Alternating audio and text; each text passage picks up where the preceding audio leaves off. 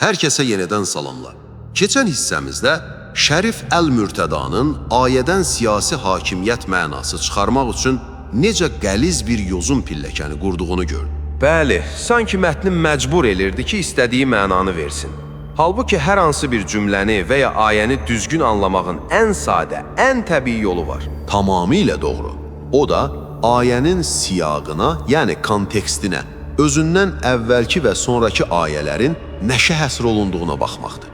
Gəl görək, Maidə surəsinin o məşhur 55-ci ayəsindən biraz əvvələ baxanda hansı mənzərəni görürük?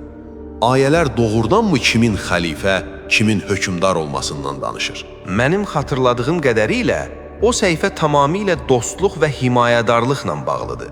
Məsələn, 51-ci ayədə Allah buyurur: Ey iman gətirənlər! Yəhudi və xaçpərəstləri dost tutmayın. Onlar bir-birinin dostudular. Bəli. Ardınca 54-cü ayədə Allah xeyirli bir cəmaatdan bəhs edir. Deyir ki, o cəmaat möminlərə qarşı mülayim, yəni zərif və təvazökar, kafirlərə qarşı isə sərt olarlar. Fikir ver, bura qədər söhbət ancaq qəlbdən, sevgidən, kiminlə müttəfiq olmaqdan gedir. Hakimiyyət, xəlifəlik haqqında bir kəlmə belə yox. Və dərhal bu ayələrin ardınca qəhrəmanımız olan 55-ci ayə gəlir. Sizin vəliyiniz ancaq Allah, onun rəsulu və iman gətirənlərdir. Deməli, kontekstə görə buradakı vəli sözünün ən təbii, yeganə məntiqi mənası rəhbər yox, dost, müttəfiq, himayədardır. Ay sağ ol, ayənin davamı da bunu təsdiqləyir. 57-ci ayədə Allah yenidən eyni xəbərdarlığı edir. Ey iman gətirənlər! Dininizi ələ salıb oyuncaq hesab edənləri və kafirləri özünüzə dost tutmayın. Mənzərə gün kimi aydındır.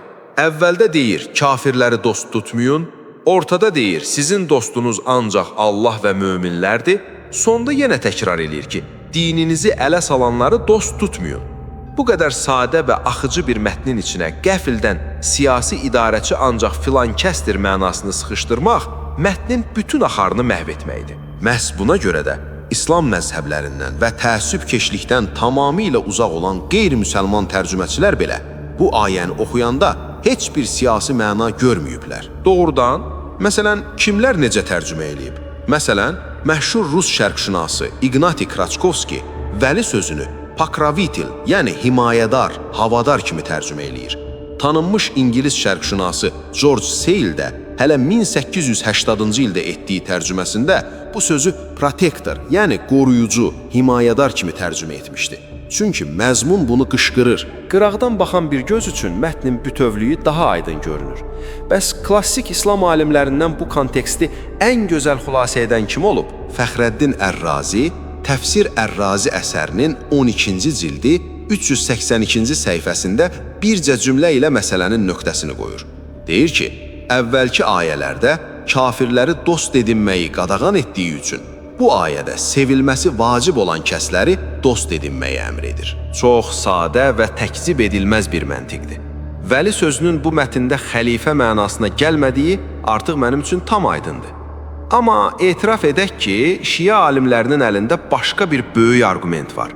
Rükû halında zəkat verənlər ifadəsi. Bəli, məşhur üzük məsələsi. Onlar deyirlər ki, rükû sırf fiziki olaraq namazda əyilməkdir.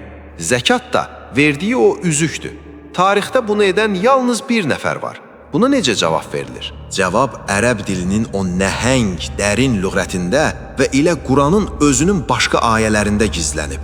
Rükû doğrudanmı ancaq belin bükülməsidir və zəkat sədəqə mənasında gələ bilərmi? Gəl, klassik ərəb şeirlərinin və lüğət alimlərinin qapısını 4-cü hissəmizdə döyək.